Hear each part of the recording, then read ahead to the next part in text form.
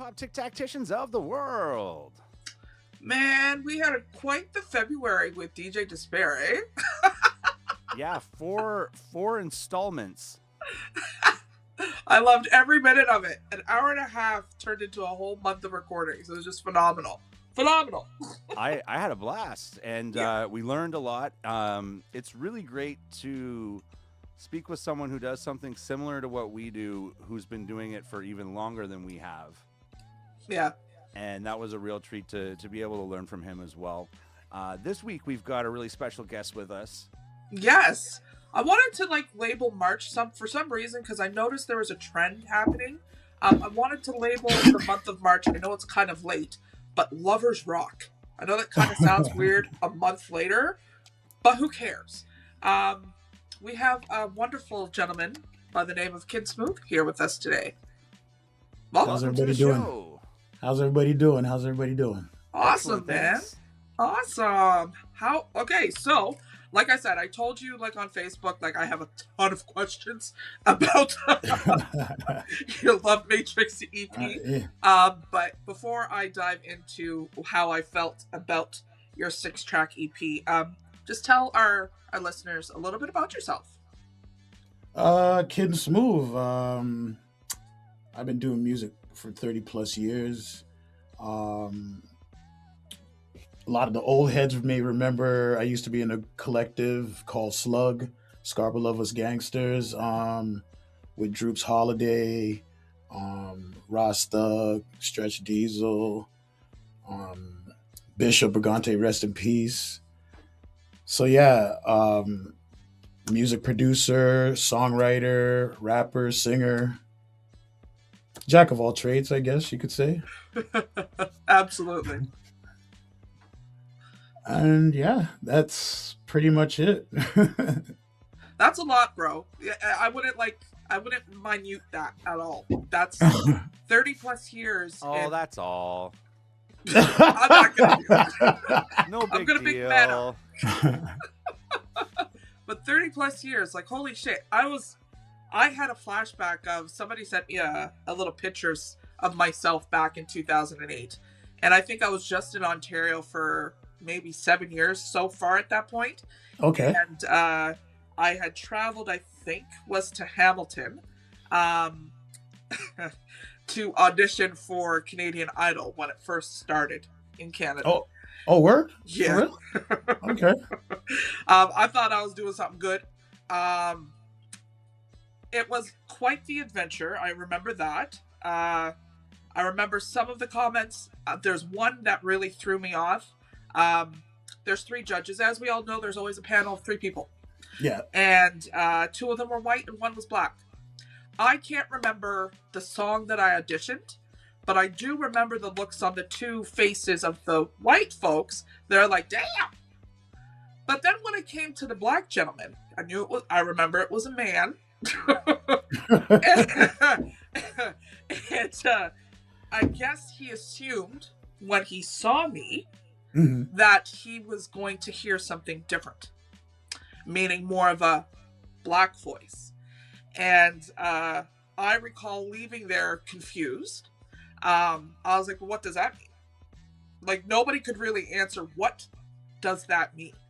And that kind of threw me off, like I said, for a bit. Nobody could really give me an answer other than Natalie. That guy was a jackass. He obviously didn't hear what you're trying to do.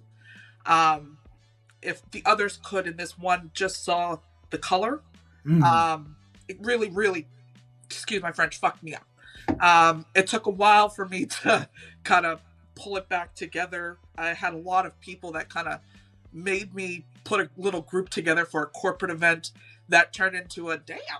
That actually was a lot of fun. So, just to say, any type of, negative criticism that you may have had to kind of throw you a wrench in the path that you thought that you're supposed to be on, or the passion that you really, really, truly believed was what was supposed to be, don't let that negative shit throw you off that. It threw me off for a minute, but looking back at now, from then to now, I'm like, damn, wow.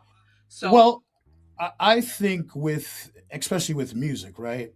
I mean, there's your typical genres, right? You have soul, country, whatever, right? Yeah. But at the end of the day, when you sometimes you get thrown like for a loop, right? Because at the end of the day, you could listen to someone like Sam Smith, Yeah. right? And you could listen to someone like Ed Sheeran, and you think these guys have a soulful voice, right? Yep. So without looking at them, a lot of times people would think that's a black dude, right? Yeah. Because typically they don't feel white people could possess any soul, right? Right. Which is not true because I've heard tons of white female and male singers like could blow some black singers out of the water, right? Yep.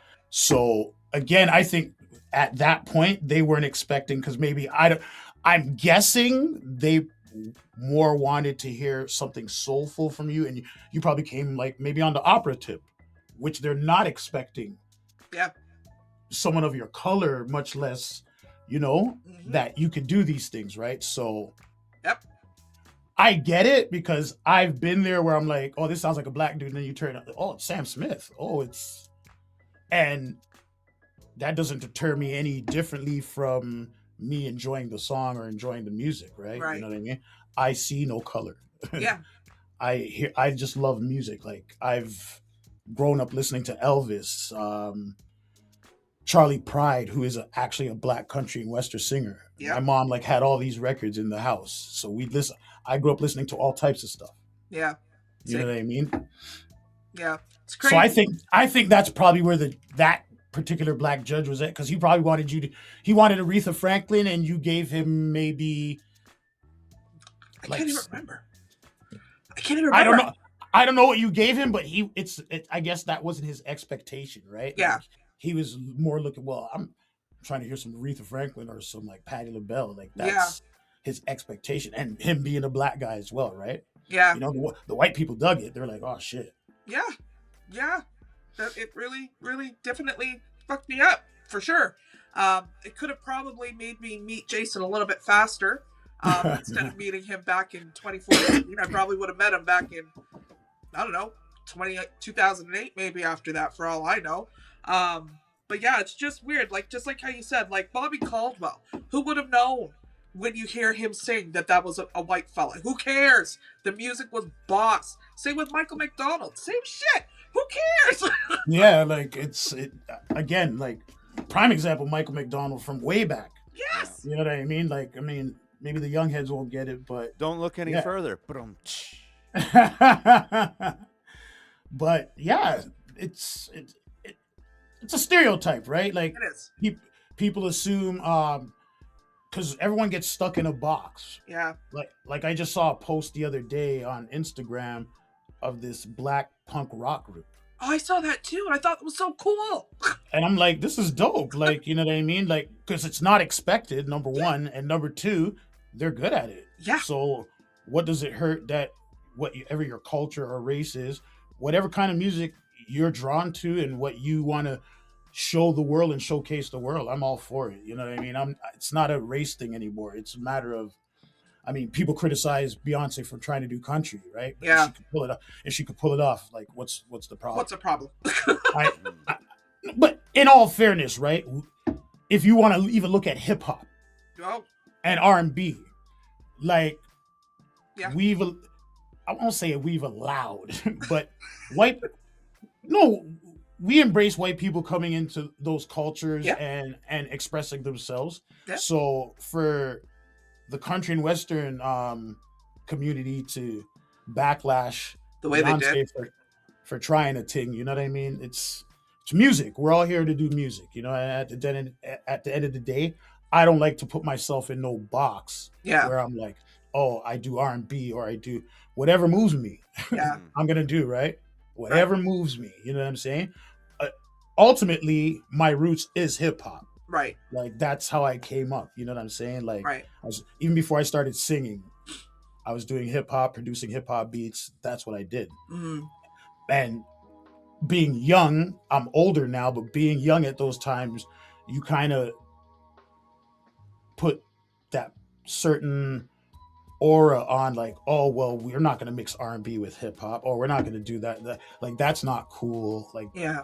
but as you get older and you become a real creative and a real musician, you Hmm. realize, yo, music comes from the heart. So however it turns out, it turns out. You know what Yeah. I'm saying? Hmm. So true. So speaking of which, you gave me a little bit of info about yourself there. Tell Mhm. me, what made you get into first producing? Uh, Funny story. So I grew up in a musical family, like all my cousins. So I had I had my cousin Rush, Mm-hmm. who actually produces for a lot of people, Ransom, a bunch of different artists out there. Hmm. He, I Rush more music, but when our next cousin, DJ Merciless, Ah. he moved to Oshawa, and so me and my next cousin, we were doing music here. Hmm. Scar, I'm in Keswick now, but Scarborough at the time. Hmm. And when we reconnected with him, turns out he was DJ and making beats and stuff. So Yeah. when he moved back to Scarborough, we all got together, and I would rent equipment from at the time it wasn't Long McQuaid. It was something else, but I would rent Now equipment, it's a right? Long and McQuaid, though, right? Yes, but I don't think at the time when Rest in I went. peace, every independent music store that's now a Long and McQuaid. Damn. And so like I would just rent equipment, not knowing how to use it. We'd rent the Sonic 16 Plus, the original one, the ASR 10, and we were just fiddling around. But it really started for me like back at school. Like, you know how you get those portable tape recorders and stuff. Yes. So one day, like while everyone's out in recess, a bunch of me and my friends, we stuck behind and stayed in the classroom, got one of those. I had a blank tape. I popped that in. One of my boys started beatboxing, and then I just started freestyling. I never freestyled in my life before. Wow. Just started it, took the tape home, and I'm like, I'm not half bad, man.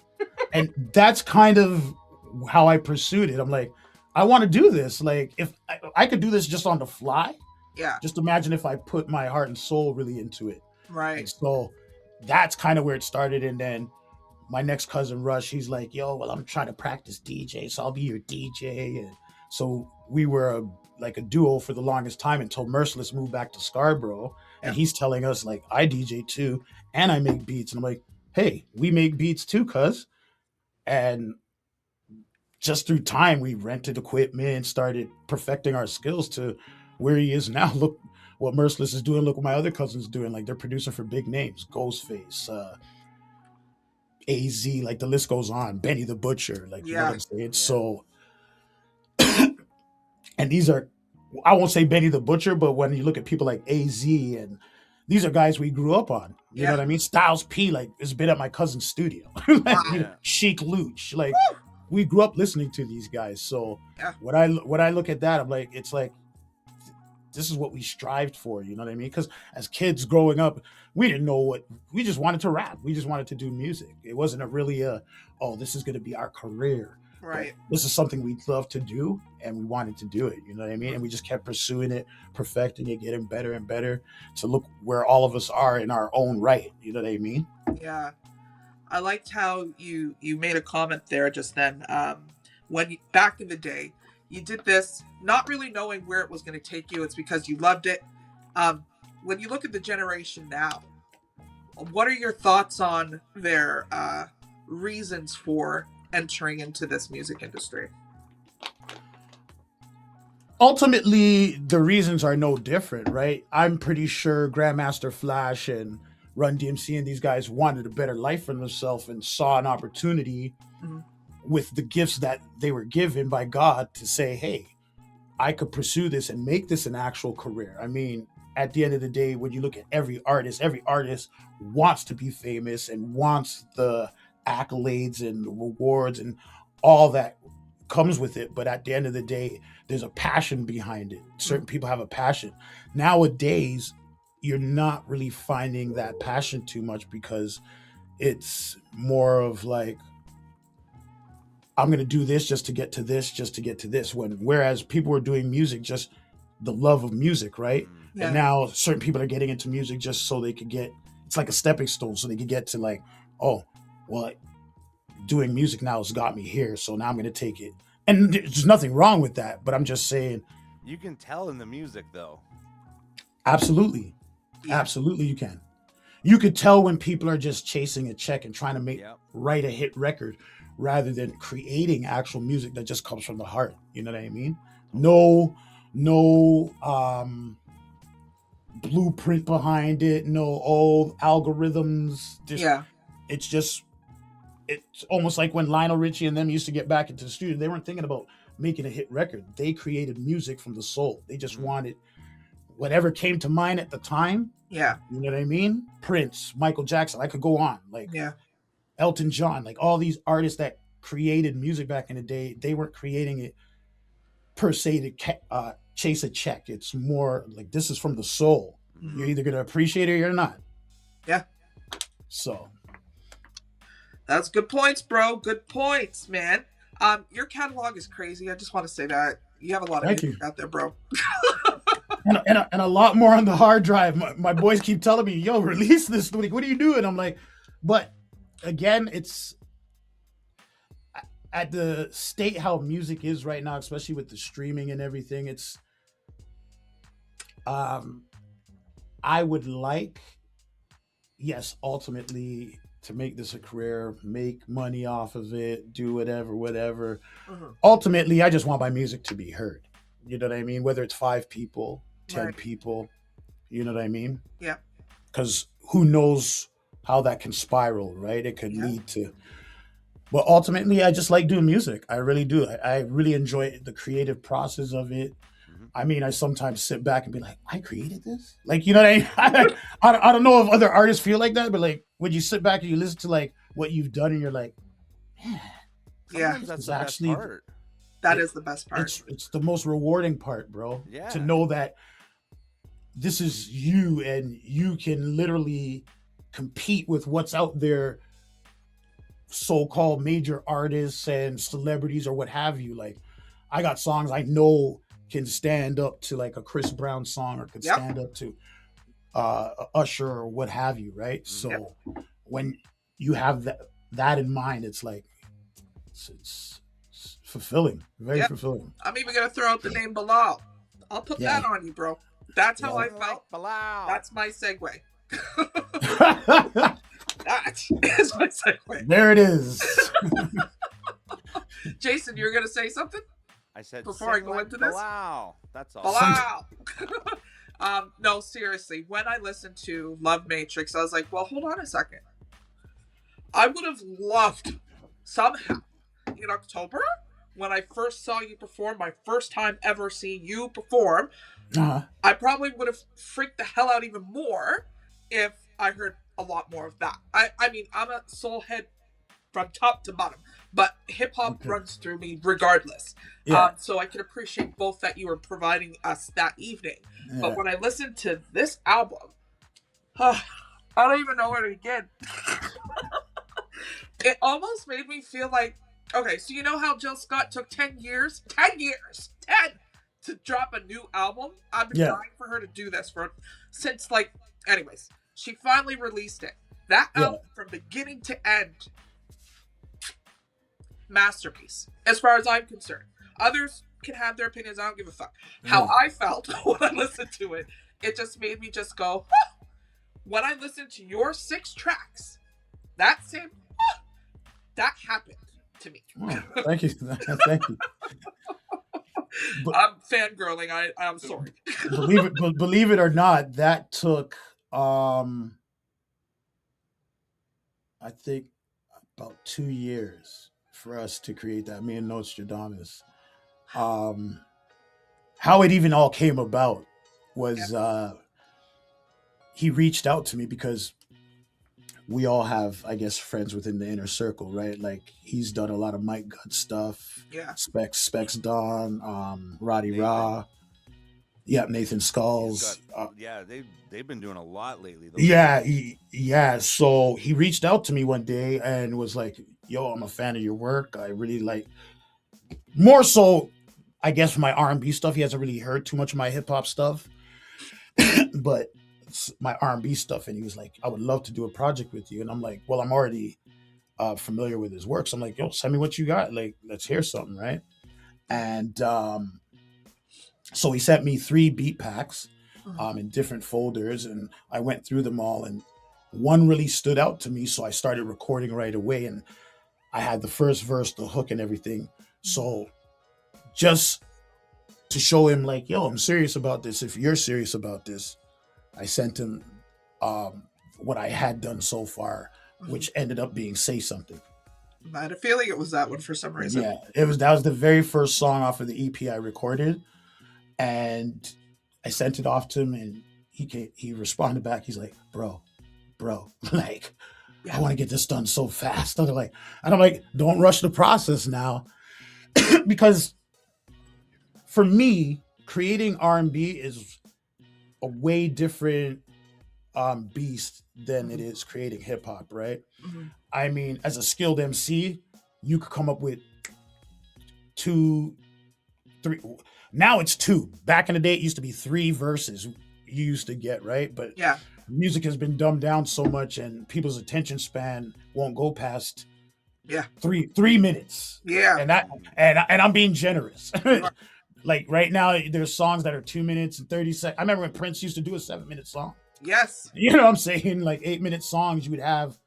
So music has really drastically changed as far as people's attention span. No one wants to hear no more than 2 minutes. We're living our lives like we're in a nightclub where it's like, okay, put on the song, next song, next song, next song, next song. You'd be lucky if you get to the second verse nowadays, right? So anyways, I sent him the track. He was in love with it. He's like, yo, he's so excited. Like, and I'm like, let's not rush the process, because to really write R&B and really, because how I structured this whole project out, it's like a story, right? Yes. And I didn't come up with the title. So I think me creating the song Love Matrix is when I was like, this is what the project should be called. I like that. Yeah, because it tells a story. Basically, the whole project's about how relationships could start off beautiful, lovely, and then slowly but surely in between it all, it starts to deteriorate, where now you're getting toxic, what have you. You know what I mean? Even the song Heart to Heart is really how I wrote it. Is like, it's a suicide note that a girl wrote to her boyfriend. She ends up living. She tried to commit suicide, ends up living, writes this letter to him, telling him that she can't fix him, right? Like, he's been the problem the whole time. But when you get to the end of the album, he's saying she's been the problem the whole time. Yeah. You know what I mean? Yeah. And there's that battle now of, well, who's right, who's wrong, who was toxic, who wasn't. You know what I mean? So I wanted to, because far too often people just want to throw songs on projects and call it something, right? You know what I mean? I'm trying to bring it back to the days where your album's telling a story, like it means something. You know what I'm saying? It's not just a bunch of stuff thrown together. You know what I'm saying? So so it started with Say Something. Then I think the next song I did was Heart to Heart. And then from there, Love Matrix, Karma, Dancing with the Stars was the last song I created for the project. I like that one a lot. It's one of G Wonder's favorites too. Yeah. So talk to me more about Nostradamus. Like, you met him in Scarborough? The thing is we've never met. We've only ever corresponded through either IG, Facebook. Like, we've never physically met. I don't know how he looks, to be honest. Holy shit. And y'all came up with this. 2 years. Yep. 2 Now, years. Jason, I don't feel bad for having all those songs in the bank, you know? No, he said 2 years, Natalie. We have Stop some it! for 8. Stop it! Hey, you gotta trust the process. But you know what? I'll say this. It's never too late to bring out music, bro. There's never. I would say in the era of maybe the 2000s, like early 2000s and the 90s, there was some sort of formula, right? Yeah. Where it's like, okay, you knew what was going to be your hit record. You knew, like, even with 50 Cent, when 50 Cent's album first came out, I go, this is going to be a single. This is going to be a single. That one's going to be a single. Like, you kind of knew, right? Yeah. Yeah. Because you could see the formula. Yeah. But nowadays, it's hard to determine what people like and what they don't like. Oh God. It really is. Because what you think is crap and garbage, millions of people love it. Which is, Right? That's I what think, confuses me. I think what comes back to what we were talking about earlier, though, is if you're making it to make money, you kind of tailor it for the crap that millions of people will like. Right. If you're making it for the art, you may only appeal to a niche market at that time, but you'll be legendary, like, say, a Jay Dilla or someone like that didn't necessarily sell the diamond records every single time, but is going to be remembered forever because of the real art side of it, right? Yep. Absolutely. People still talk about Dilla to this day. Yeah. And, Huge. As one of the greatest producers ever. Right? Absolutely. And to your point, Nat, about the process and it taking a long time, I heard an interview recently with Erykah Badu, an alchemist, and of course he produces music at light speed rate, right? Like there's always an new alchemist, and she's, no sir, like, we gotta slow down, trust the process. This isn't like another Mobb Deep. This isn't another like Action Bronson mixtape. Like, come on, man. And, this is something going to be epic. Yeah. I think he always blames her for the delay, but when we get to hear it all, it's going to be awesome. Oh yeah, I know it's gonna be awesome. I have a feeling too. Yeah. I have a feeling too. It will be. And again, it you look at one aspect of it, like the artist Russ. He always says, you know what, your music's no good just sitting in your hard drive, and he's right. Yeah. In this musical climate that we're navigating through, yeah, like, your ideas that are sitting on your hard drive, someone could come up with that tomorrow, and then what good was it? Now you're coming out with it, and everyone's going to think, oh, well, he's biting, or Chris Brown did that first, or this person did that first, or Yeah. I already saw that from Suno. Oh shit. Don't get me started on AI, but yeah, go ahead, brother. But yeah, give them access to your data so they can see what's unfinished on your hard drive and see what comes out of the AI. No, I'm not happy with that. Do you know what I mean? Like that, but unknowingly, when you just like scroll to the bottom and click accept, like, they could be doing that too. Fuck that. Yeah, I have a big problem with that. I worked at SoCan for like 7 years, and this was just as we were approaching the whole AI and the copyright and all that kind of stuff, and I was getting angrier and angrier because the Canadian government wasn't doing their part to make sure we were protecting individuals' intellectual property without the influence of AI. And I think it's just until now that like CRTC is slowly realizing, oh shit, this probably isn't the greatest thing. But that's my other segue to you. Because you have such a catalog, you understand protecting your intellectual property, obviously, right? Mm-hmm. So I am more than sure you, sir, are a SoCan member, yeah? Yeah. Okay. Since the 90s. Thank you. There's a lot of people that we speak to that aren't SoCan members and don't really understand. Okay. With streaming, you're not going to get like big monies every quarter. What is it? Every 3 quarter? I don't know when SoCan does their payout. I can't remember no more. But you don't see that. I think it's every quarter, so every 3 months or 4 months, something like that. Something like that, right? Yeah. So I think like the expectation for these younger ones walking into this world, let me put out something on Spotify, iTunes, Tidal, and all that. Let me get my views up to over 5,000 hits, like, and higher and higher. They're expecting a good payout, when realistically, that's not truly the case. There's a lot more involved for you to actually see that check. I mean, we have artists like, I think it's Tough Dumpling. He puts his stuff on Bandcamp, right?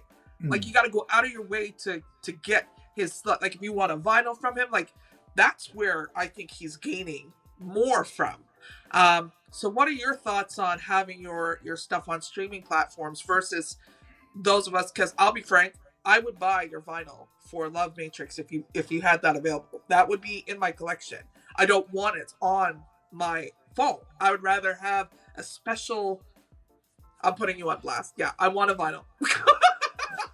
Yeah, you give me some ideas. I might just. So for the most part, right? And one of my brethren said this to me, private name, private number. We were having a discussion the other day, and he was like, "You know what, though, fam? Because I'm against streaming's good and all, right? But it's the back end of it all. Like, artists are not getting treated fairly. No, they're not. Considering when we used to get even ringtones. Do you remember ringtones, people? Yes. You would get 99 cents for like 4 seconds of a ringtone. So coming from that era to now, most artists won't understand unless you've been back then doing music and knowing how it is to sell a CD out of your trunk of your car. Shout out my boy Trey from SARS. You know what I mean? That was my guy. Like, if anybody could sell a CD out of the trunk of their car or out of their backpack, it was Trey. You know what I mean? And with his SARS series, phenomenal. Yeah. But again, people nowadays, like, you're a small percentage of the people that want to, like, oh, but I want the physical vinyl, or I want, you know what I mean? Most people, especially with our lives and how fast paced it is, work, home, daycare, depending if you have kids, daycare, gym, people are moving around way too much now. And so for them to just have a wide variety of music at their access without having to be like, oh, I have to go to such and such's pages just to get this. So, you know what I mean? We're far beyond that now. Like, people are at the point where it's like, if I could go, it's a one-stop shop. If I could go to one platform and listen to M.O.P., Mobb Deep, Nas, Eric Sermon, Camp Low, Chaos, Camp Low. If I could listen to all these people on one platform, it's a big game changer, right? It just sucks for the payout aspect of it all as towards artists, right? And what artists can make off of it. That's the only, I mean, and my boy also made a good point. He's like, understandably, but think of how much artists are out there. If Spotify was to pay everybody $1 or even a penny, you know how much independent artists are out there? Yeah. You know much even big artist names are out there. So he makes good points when he says, well, if Spotify was to do that, would they really be making money? Right? But again, they're still making more money than we are, than the artists. And we're putting in the most work. And all they're really giving us is a platform where people can stream music. That's it. You know what I mean? I saw a piece last week with Jimmy Iovine, who's probably made more off streaming platforms than anybody once he sold beats so that Apple could make Apple Music with the streaming platform, right? Yeah. And he was talking about how basically, unless you're, a top 10 artist, you're not making anything off streaming. And that the streaming platforms are minutes away from being obsolete.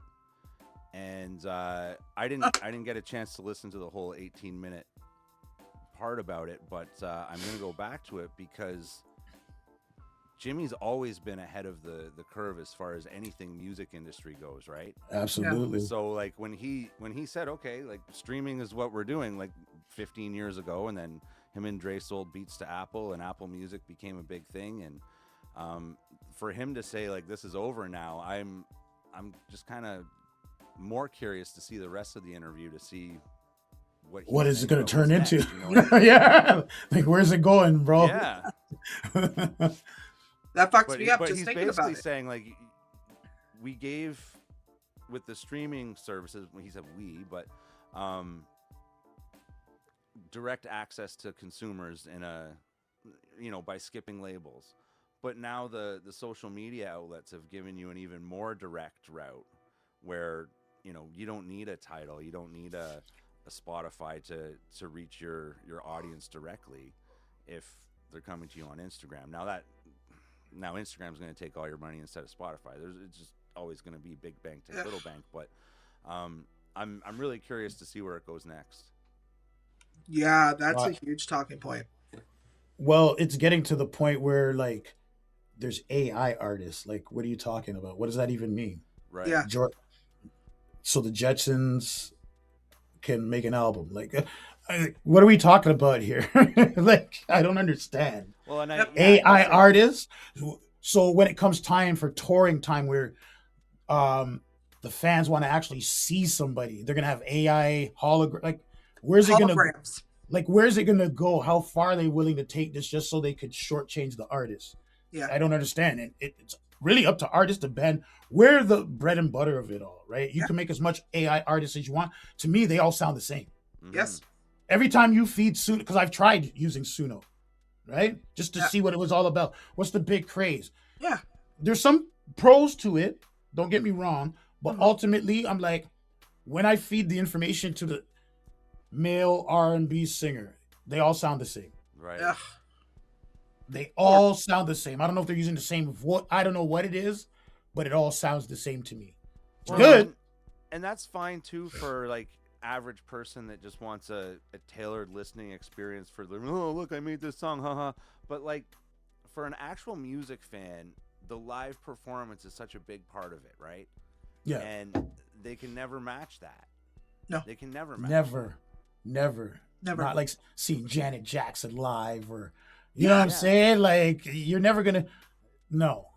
So I'm dying to see if they wipe out all the artists altogether, because literally when you have major artists like Snoop Dogg saying they're getting billions of streams and only making this amount of money, but someone like Snoop Dogg can tour, right? Yeah. So, and he has other businesses, and so we got to look at people like us. I don't have other businesses. I work a 9 to 5.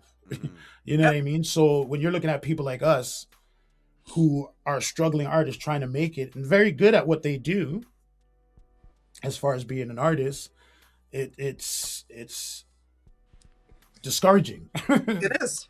It's discouraging sometimes. Or maybe you have to look at it as, okay, in this day and age, selling recorded music is done. That's just over. So Spotify and these streaming services are not replacing necessarily records and CDs, but they're replacing the radio. And so you could use it as more of a promotional tool instead of like, I want to make money off it, right? Because nobody ever made money off radio play. They made money off of the things that come along with getting the radio play. Absolutely.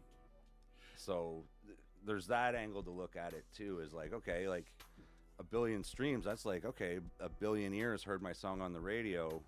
How much would CRTC or FCC pay out for that? Probably not a ton either. No. Which is a shame. Really is. I don't know what their intentions or what their agenda is, but to wipe out the artists, like, I refuse to start listening to AI artists. I don't care how good it sounds.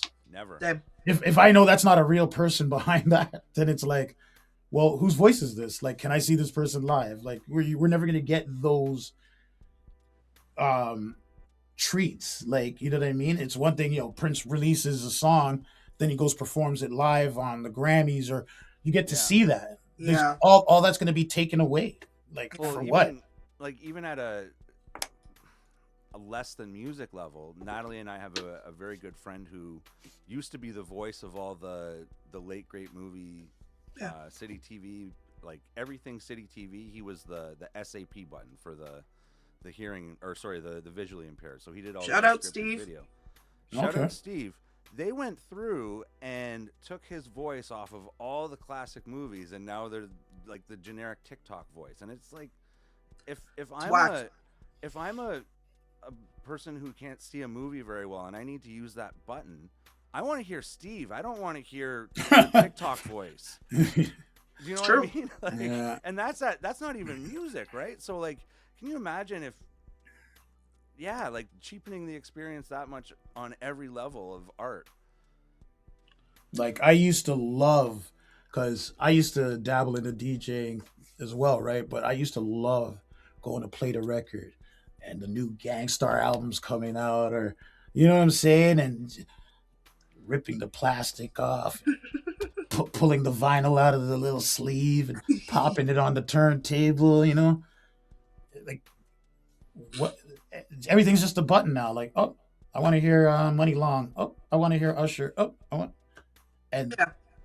that's what I'm talking about. In the generation that's coming, they want everything easy, accessible, right there at your fingertips. Why even music has become shorter, Yes. shorter in its duration of playing, right? Yeah. You made a good point there too, man. Like when we think about it, the length of songs now, just like you said, it's not 3 minutes anymore. I It's thought, less. did Lil Pump and Kanye have a song that was like a minute, and Yeah. Yeah. Like, and people listen to it. The it was a attention hit? span. It was actually a hit record. Yeah. It got played. Video got played. Everything got played. Nobody. Shorter clips can get more views, Why reels are so prevalent now, and right? Yeah. everybody's Which putting is out a why reel. at some point we're gonna take this 45-minute interview, hour interview, whatever it ends up being, and turn it into 30-second clips, and that's all people are probably Shorts. gonna see. That's it. Like this will be up for everyone to watch, but they'll just watch the little 30-second ones, and Music. We don't even have music video stations anymore. right? It breaks my heart. I moved to Toronto with the expectation of being able to enjoy much music. I actually came here with that. Woo! Coming from Nova Scotia, that's what I wanted to do. And then within a year or something, just Reality TV and stuff, and what else do they show on Much Music? Simpsons, Yeah, and Seinfeld. game shows, and I'm like, what? Much Music? Yeah. Didn't they just turn off, what was it? Is it MTV? Is no more? Yeah, MTV just shut off. MTV's gone now. Yeah. Like VHS, is that going to be next? Because or VH1, sorry. I think that's maybe going to be next. I don't think BET's go well. Oh, as BET long gave as they up have on their music. love and hip hop, they'll be fine. BET doesn't really show videos anymore either. They show reality TV, Tyler Perry movies, Tyler Perry shows. I miss like Big Tigger. I miss 106 in Park. Like that's what made me fall in love more with music. Like if you really look at it, the whole entertainment business is crumbling, all down to movies. Mm-hmm. Yeah. Like a movie could come out in the theater right now. It's on Prime right now. I could rent it. That's like, true. Yeah, like That's they're taking away the natural experience of what it was to like go to the theater and watch a movie, because now they're just gonna give it to you. Boom. Yeah. Why go to the movies? It's right here. And I think movies are the same way with music. Like music got cheapened over the years because recording got easier and more accessible to everyone. Like now anybody with a phone that was made in the last 10 years can shoot an HD movie and edit it on the phone and everything. Whereas 20 years ago, you'd need a $10 million budget for that. So before you get a sponsor or investor to give you $10 million, you better have a damn good script and a good director lined up and a good cast. Now, I got a phone. Well, look, I can put up a movie, and it's just oversaturated with shit. And it's just like music. Anybody could download or purchase Fruity Loops for $300. Get a couple studio speakers. I'm a producer. Well, and we've said it before. When that happens, they end up writing the music as they're recording it instead of practicing it in front of an audience before you spend $1,000 to make a song. And then you get to the stage, and now you're trying to emulate a recording in a live setting instead of trying to emulate a live performance in a studio, which is how it used to be. Yeah. That's the whole rapping over your own lyrics. Yeah. I hate that. Which some celebrities, which a lot of famous artists do. I see it all the time. I'm not gonna lie to you. I've done it. I've done I it, haven't. but Well, I only seen you perform but once, but I didn't see that shit. So my reasoning for doing it is because I've have over 30 plus years in this game. I've performed at different type of venues from El Macombo to um Phoenix. Like, you get what I'm saying? Like, I yeah, performed at every different, and each venue's different, right? yeah, The acoustics, the sound, even the engineer who's engineering everything, just not on top of his game. And yeah. at the end of the day, I'm not gonna go perform somewhere and the setup shitty, and then then what was the point of it all? People can't Uh, even hear me through the mic. yeah. So I have done it. I don't promote it, Uh-huh. but those are my reasonings for why I do it sometimes. I get it. I'm gonna, like, depending on the venue I'm performing at, if it's some little dive like Jimmy's Nuck over at fucking wherever, chances are their sound system's probably not the bomb. Right. So I may perform with my vocals there.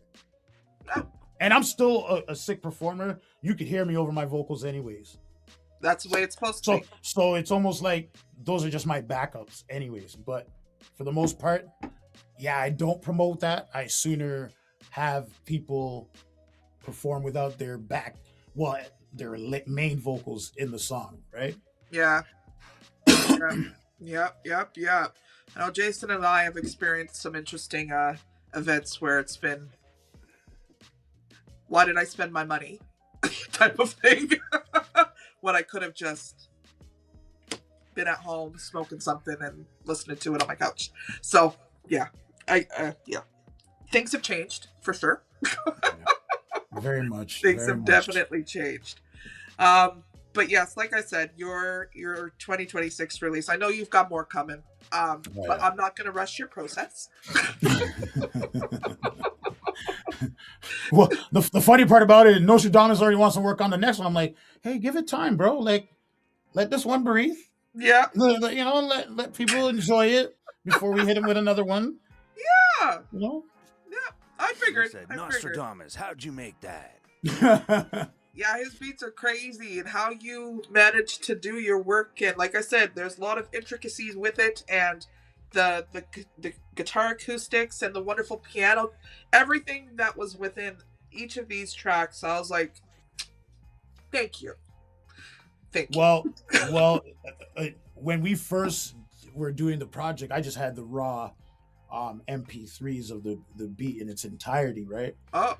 And I'm like, okay, so when it comes time for me to mix and master this, I'm gonna need the stems. He's like, I don't really give out stems, bro. And I'm like, but I need the stems, like, in order for the engineer to mix it, which I ended up mixing the project, but Oh, wow. I need to have a handle on everything. So when I want to make dropouts and stuff, I need it. Yeah. Like, you know what I mean? And it's not like the beats were mixed. Had they been mixed, maybe, but they weren't really mixed to perfection or to my liking. So I was like, I need the stems.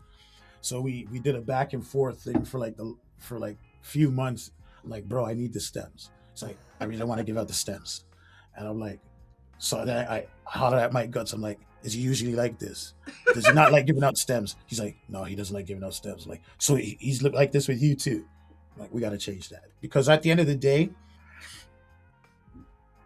what the consumer gets in the end result is not how it sounds when we're recording it. Okay. True enough. I want to make that clear to everybody. There's a lot of EQing going on, a lot of some compression, maybe, you know, maybe throw a little but just know, if you have a good engineer, worship the ground they walk on, because I'm telling you, engineers are a big part of a sound, and what people and what the consumer eventually is going to hear is predominantly due to the engineer. That makes sense, because that's why Jason suggested I send my songs to TJ Habibi, and beautiful, right? Beautiful. Because at the end of the day, an engineer can sit back and there's no bias, because they have nothing to do with the beat. They have nothing to do with so they're gonna sit back and listen to we as the artists, we're sitting there, oh, this is the shit. Like, you know what I mean? I love it. No, not when an engineer can hear like, yo, I could add this to your vocal, I could brighten up this part more. Yeah. Your harmonies in the background, I could bring to the forefront Yeah. and keep them in the pocket. So it's a science. Engineering's a science. You know what I'm saying? Right. And a lot of the music we've listened to throughout our lives and time, Mm-hmm. good engineers made it sound like that. Excuse me. You ever heard Michael Jackson's raw vocals and raw stuff to like Thriller? I did see a Doesn't thing a couple years ago with that. Yeah, It's right. not- It it's not doesn't. what It you doesn't think it would be. sound to like when you bought Thriller and you're like, oh shit, they really worked on this. Yeah. And not to say what he did before was not good, Yeah, Mhm. but it's just that's just the rawness of it all. Quincy did a lot. Yeah, he did. Quincy did do a lot. Yeah, man. So at the end of the day, when you're looking at the engineer really helps with the sound, especially a good engineer. Right. Mm. A lot of people like to claim they're engineers and I know how to mix.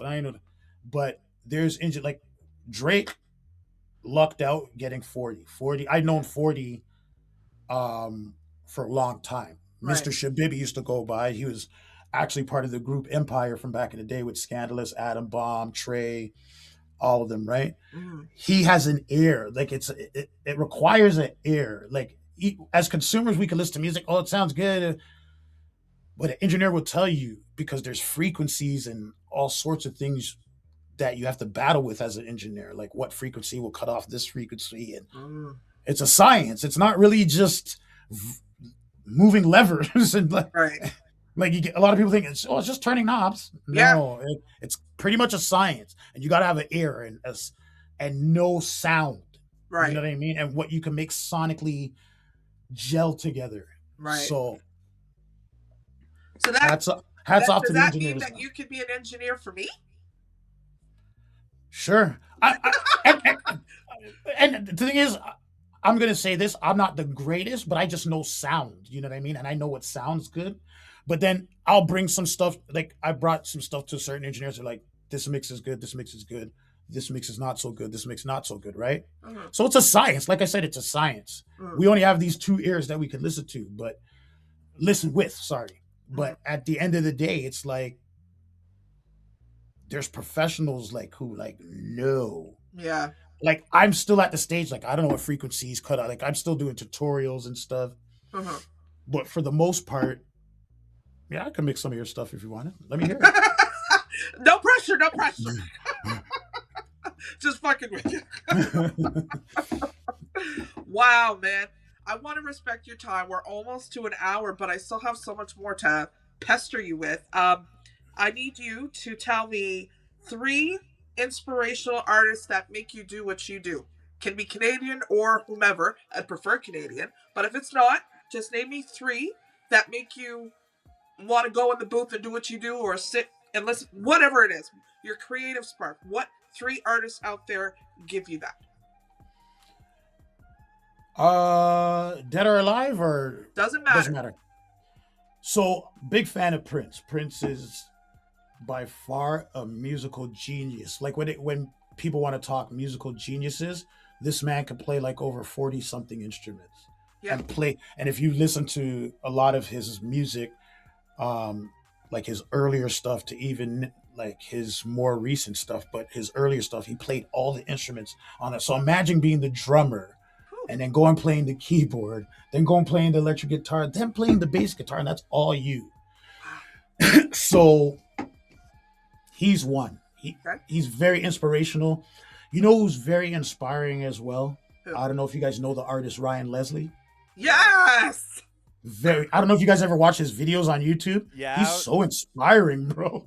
No, Like this guy would play him. Let me just order a trumpet, and the guy drops. Yeah! This guy would play the bongos in the run toss room. a and go couple in- coins in a jar, and that's my shaker Yeah. now. Yo, his creative process, very inspiring. So he's another one. And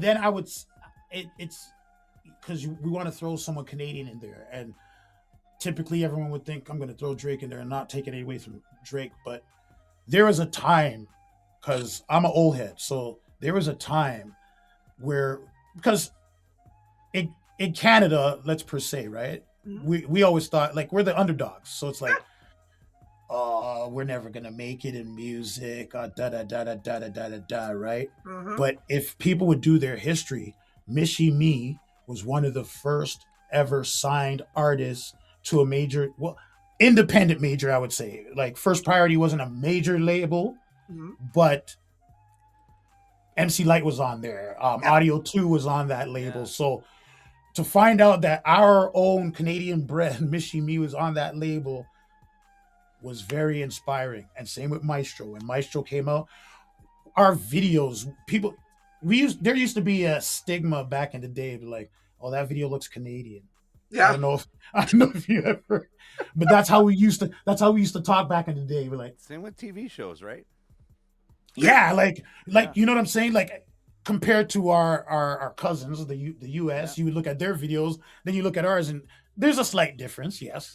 So people would be like, "Well, that just looks Canadian." Like The Littlest Hobo. I don't know if you guys remember that show. Yes.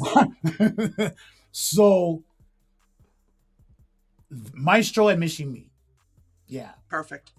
That's 4, but I can dig it. Yeah. That works. They made it seem it was possible. Yeah. Even when we weren't still given a chance those times, and we're like, well, we have Maestro, man. Let your backbone's like, we have Michie Me, Jamaican funk. Yeah. But it still was enough. Then Dream Warriors came in, and we're like, okay, they're working with make big names and stuff, and then Cardinal. Yes. Right, my boy Cardinal. Yes. You know, so we all look at Drake and salute you, Drake. Like, yes, he really did open those kind of doors where now at least we could be looked at as something, as a country with talent. And I won't even say city, I'm saying our country, because we have classified. There's so much people like on all corners of Canada that are very talented. Mercules, like, you know Mocha what I mean? Only. Mocha Only, like the list goes on. So there's super talented people here, but the awareness was never there. And yes, it took someone like Drake to do that for us, and I salute him. But best believe we've been in hip hop even longer than the West Coast. Yes. Even longer than the South. Yep. Just know that before there was even a South sound and a South vibe and a West Coast vibe, Michie Me has been there. Maestro Fresh West has been there. Rumbling Strong has been there. You know what I mean? Thrust, like all these people are pioneers, our pioneers. You know what I'm saying? So we can't take that away from, you know what I mean? Like, yes, Drake, I put the spotlight on us, like full-fledged. Can't take that away from him, but let's not forget our pioneers, man. He's not on the postage stamp. He's not on the postage stamp. You know what I mean? Okay. Socrates, another one of my favorites. You know what I mean? Danny O, Monolith. Listen, we've been here. Yeah. Okay, just people got to know. The world got to know we've been here. They want to say not like us. No, not like us, bro. Yes. We've been doing this before y'all. Even before there was a West Coast sound. And I'm not shitting on the West Coast because I love the West Coast. Yeah. I love all types of music and all types of genres and all types of vibes. But best believe we're not going to sit idly by and let you shit on us. That's right. You know what I'm saying? Yep. We've been here. I hear that. How many of your artists on postage stamps right now? I'll wait. Right? All of that. All right, you have another task, sir. You're not finished yet. You're not done with me yet. Okay, so you gave me your 4 or 5 or 6. It's I loved every minute of that. I always make everyone who chats with us, you have to give me a playlist. We're obviously this whole thing we're splitting into probably 2 shows, right, Jay? Probably 3 shows. So we can play the EP, right? We can play the EP, so you get an entire... So, that's an hour and a half with all of this, so 3 shows. Perfect. Yeah. I still want you to give me... I'll stick with 3. 3 songs that you've been listening to that you want others to check out, either Canadian or not, but something that you've been bumping That you like, shit, this is good. I don't know if people have been listening to this, but they need to be listening to this. Give me 3 out there. I'm gonna be honest with you guys. I just listen to myself. I love it. but there's this. Is it Tamir? Is his name? Tamir. He came out. He's come up with a Scarborough anthem. Now it's over. I want to say a Party Next Door and Drake beat, but he's big enough Scarborough. And I'm a Scarborough head. I'm born in Scarborough. I love that song. All right, we'll look that one up. Okay. I think he goes by Claire Tamir on Instagram. On the other side, for once. Yeah, but it's a Scarborough anthem. Very sick. Okay. Man, Pressure. I don't know. It's just whatever comes at the time, right? Like I listen to a lot of Benny the Butcher. My Guts got some new stuff out. It's bumping. Okay. What is it? Love is for Suckers. Yeah. Go cop that. Yeah. But again, like as messed up as this sounds, I try to just not listen to too much music because I don't want nothing influencing my creative process. So a lot of the times I just try to like listen to myself, how I can perfect my sound, how I can perfect anything I've done in the past to kind of elevate it and make it better. And it's not to say I'm not listening, but it's just anything coming to mind right now, like whatever. I would say one of my favorite songs for the year that's just passed, and we're getting into this new one, was Folded by Kalani. Such a beautiful written song. And it's not because it went viral. Like if we as a songwriter, I can appreciate, like when I hear good words put to good music, I'm flabbergasted. So very good concept song, well put together. Yeah, it's stuff like that I like. I'm a big Breezy fan, waiting for some new Breezy. Okay. But yeah, and then I listen to like a lot of the locals, like Daniel's Son, Sazy. Okay. They have a collective now called Members Only with A.O. Biggs, Quake Matthews. Yeah, like those guys are, because they're steady putting out music, so it pops up on my timeline enough. Like I said, Trey from SARS, I'm listening to a lot of his new stuff. Okay. So that's more than 3. Sorry. No, that's fine. You pick what we need to pick. That works for me. Oh, and if you guys heard the new Cardinal song, My Brother's Keeper, very good song. It is a good song. Very, very good song right now. Yeah, we should add that. Yeah, man. Yeah, very dope song. All right, perfect, man. Before we let you go, do you want to tell everybody where they can follow you and stuff? Instagram, I'm at Kinsmuv _ circa 1975. I'm Greg Glasgow on Facebook, but I'm sure if you type in my name, Kinsmuv, it probably would route it to that page. I got off Twitter. I'm not on Snapchat. And apparently I have 2 pages on Spotify. So there's 2 Kinsmovs. They're both me. Okay. But with the releases that I've done with DJ Ritz and my next musical partner, Private Name, Private Number, for some reason they've made 2 accounts for me. So I'm Kinsmuv there, and I'm also Kinsmuv on my page where you'll get most of my catalog. Yeah. But if you go to the other Kinsmuv, you'll get the 4 songs that we've done so far together, me, DJ Ritz, and Private Name, Private Number. Okay, perfect. Thank you so much. Speaking of which, writer session. I started, I guess again, when I saw you on October, I started to see posts for the writer session. Writer's room, right? Writer's room, thank you. Yeah. And that's what made me pay attention to you more, and Private Name, Private Number, and the folks that were passing through.